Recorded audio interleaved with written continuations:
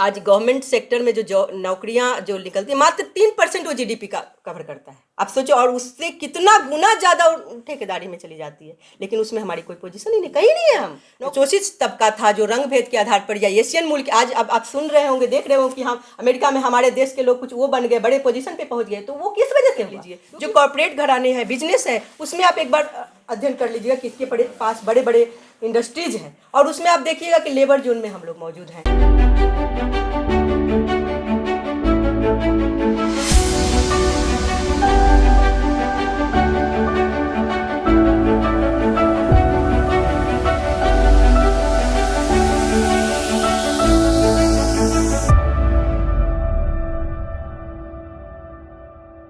आप सभी को नमस्कार। और आज मीडिया के माध्यम से आप सभी जो भी सोशल मीडिया के प्लेटफॉर्म पर मीडिया चैनल चलाते हैं, उन सब के माध्यम से मैं दूर दराज गांव में, यहाँ पे तो दिल्ली में बैठ कर बहुत सारी चीज़ें पता भी चलती है, लेकिन गांव तक नहीं पहुँच पाता, लोगों तक नहीं, सब जन जन तक आज सोशल मीडिया के दौर से ही पहुँच पाता है। तो आप लोगों को सबसे पहले तो मैं यहाँ पे धन्यवाद करती हूँ। जैसा कि आप लोगों को पता होगा, ये इतने सारे मुद्दे हैं जो अभी 2 मुद्दे जो है, जातिगत जनगणना और जो बैलेट पेपर से चुनाव हो, ये मुद्दा अब तक एकदम पब्लिक प्लेटफॉर्म पे आ गया, और इस पे जो हमारे पॉलिटिकल पार्टीज भी हैं वो भी इस मुद्दे को उठा रहे हैं, और ये हमारा मकसद भी था कि वो जन जन तक पहुँचे और तब पॉलिटिकल पार्टीज भी इस मुद्दे को उठाए। वो मुद्दा तो उठ गया है, लेकिन बहुत सारे ऐसे मुद्दे हैं जो मुद्दा अभी भी पब्लिक फोरम में नहीं है, लोगों को नहीं मालूम है, इस वजह से उसको पॉलिटिकल पार्टीज भी नहीं उठा पा रही है। तो मैं आज आप लोगों को निजी क्षेत्र में आरक्षण क्यों होना चाहिए, या फिर उसमें अफर्मेटिव एक्शन मतलब क्यों होना चाहिए, इस बारे में आप लोगों के बीच में कुछ बात करना चाहती हूँ।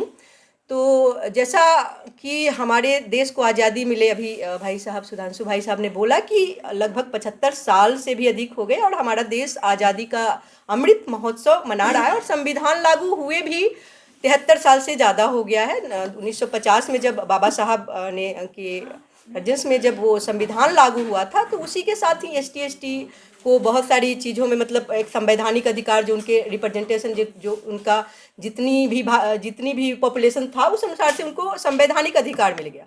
परंतु जो OBC था, उसको अधिकार मिलने में लगभग 40 वर्ष लग गए, और VP सिंह की सरकार में जो हमें 27% आरक्षण OBC को मिला, लेकिन उसके बावजूद भी, उस आरक्षण के बावजूद भी लगभग 27% तो कोई बहुत दूर की बात थी, 12% भी लोग नौकरियों में नहीं आ पाए।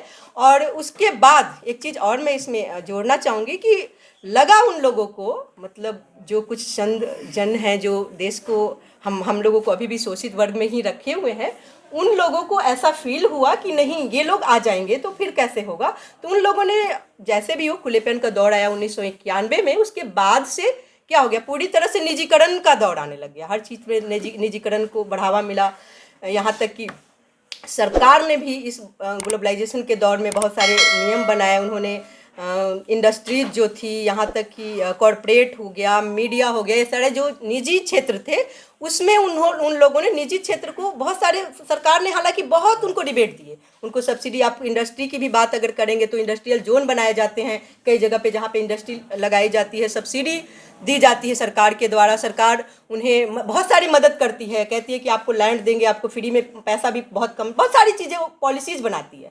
तो जब सरकार, हम लोग टैक्स पे कौन है, सबसे ज़्यादा तो टैक्स पे आज बहुजन समाज के लोग हैं, जो जिनकी आबादी बहुत ज़्यादा है, लेकिन उनको उस क्षेत्र में, क्योंकि उनके पास उतनी पहुंच नहीं है, वो शुरू से वो लोग हैं नहीं, वो एक शोषित वंचित इकोनॉमिक सोशल मतलब वीकर सेक्शन के लोग हैं, उन लोग को वहाँ पहुंच नहीं है। तो जो भी आप लोगों को इंडस्ट्रीज है, उसको कौन ले पाते हैं, कुछ ही लोग, कुछ परसेंटेज लोग हैं जिनके पास वो रह जाता है, और हम लोग फिर से वो लेबर जोन में ही रह जाते हैं। उनको काम करने के लिए तो हम लोग मिल जाते हैं, परंतु इंडस्ट्री का जो पावर है, जो सेक्टर, मतलब वो सारा उनके पास रह जाता है। आज हम ये भी बात करते हैं कि मीडिया, जो आप लोग हैं अभी सोशल मीडिया चला रहे हैं, अगर आप लोगों को भी अगर बड़े बड़े चैनलों में मौका मिला होता तो बहुत अच्छे पोजीशन पे होते, लेकिन क्योंकि उसमें भी एक, ठीक है, उसको आरक्षण नाम दे करके अफर्मेटिव एक्शन कुछ तो करेंगे। अब जो देश का कुछ तबका एकदम से नीचे जा रहा है, और अमीरी गरीबी की जो खाई बढ़ती जा रही है, उसको कुछ तो करा जा सकता है ना बांटने के लिए, लेकिन वो कहीं नहीं हो रहा है।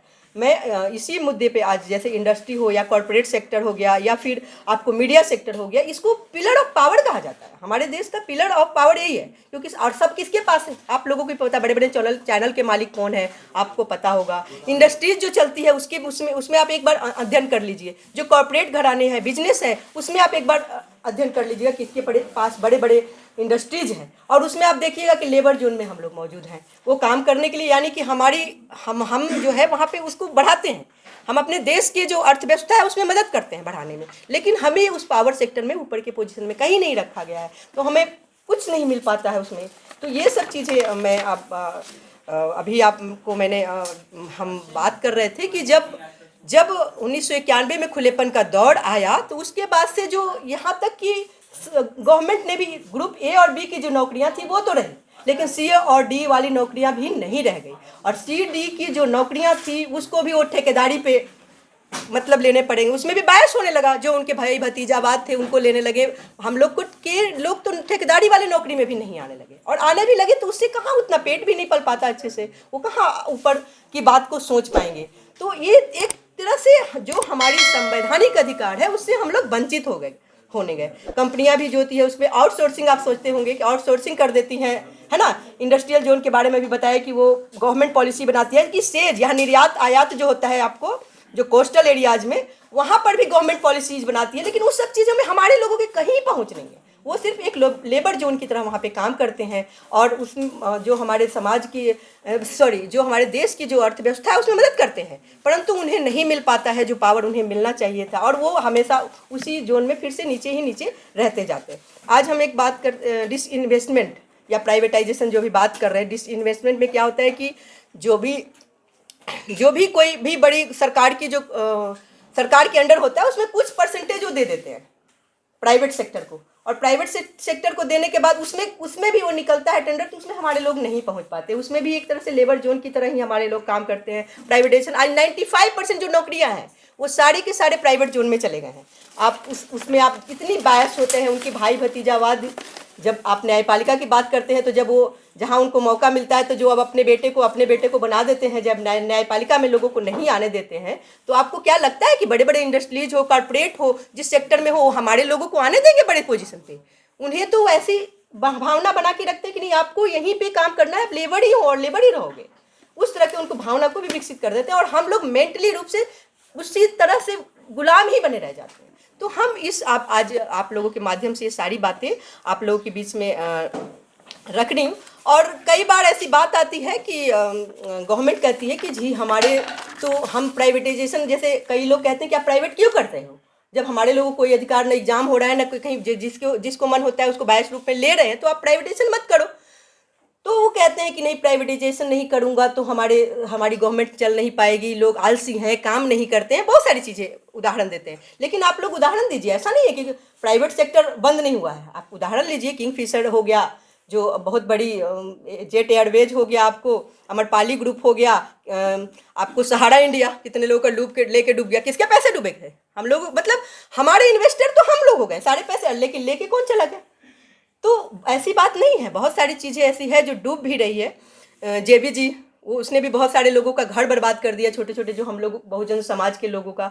तो ऐसा नहीं है, वो भी डूबता है। मतलब गवर्नमेंट सेक्टर ही नहीं होता है, गवर्नमेंट सेक्टर में तो बहुत सारी टैक्स आ रहे हैं, उसको चलाया जा सकता था, लेकिन प्राइवेट सेक्टर तो लेके भाग जाते हैं। कोई विदेश लेके, कितने लोग आप सुने होंगे जो पैसे ले लेके 900 करोड़ और कितने करोड़ लेके चले जाते, वो कौन है? हमारे लोग थे? नहीं, वो सब वही लोग थे जिन्होंने ऐसी स्थिति पैदा की, और उनके ऊपर कोई उंगली उठाने वाले नहीं, क्योंकि हम लोग की तो रोजी रोटी से ही कुछ समझ नहीं आता है। तो हम ये चाहते हैं कि जो 95% प्राइवेटाइजेशन में नौकरियां बढ़ गई है, उस नौकरियों में भी हमारी हिस्सेदारी हो, ताकि हम लोग भी उस जो धारा है, जो मेन धारा है, उसमें आ सकें।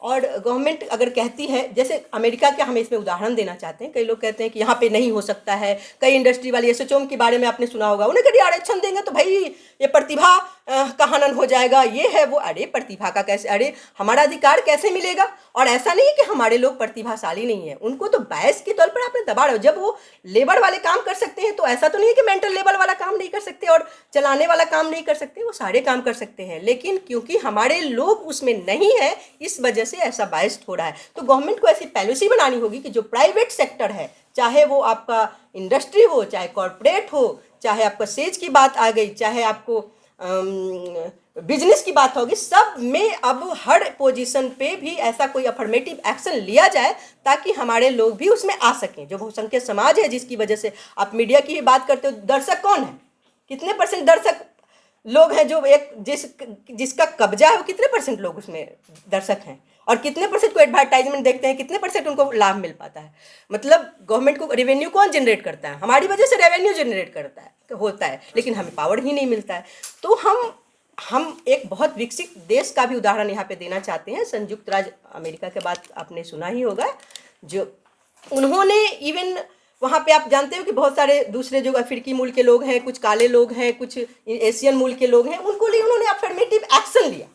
और सबसे पहले 1961 का साल था जब उनको ऐसा लगा कि जो कुछ लोग इस जो यूएस के धारा में, मतलब उतनी उस धारा में नहीं आ पाए, और कुछ लोगों ने उसका कब्जा कर लिया है, कुछ लोगों के पास ये पावर सेक्टर रह गया है, तो उन्होंने एक अफर्मेटिव एक्शन लिया। उसमें सबसे पहले उन्होंने नौकरियों से शुरू किया कि सबकी भागीदारी कितनी है, उनको पहले भागीदारी दी जाए। उन्होंने सबसे पहले ऐसा किया, एक एक्ट बनाया 1964 में, जिसको कहा जाता है सिविल राइट एक्ट, है ना।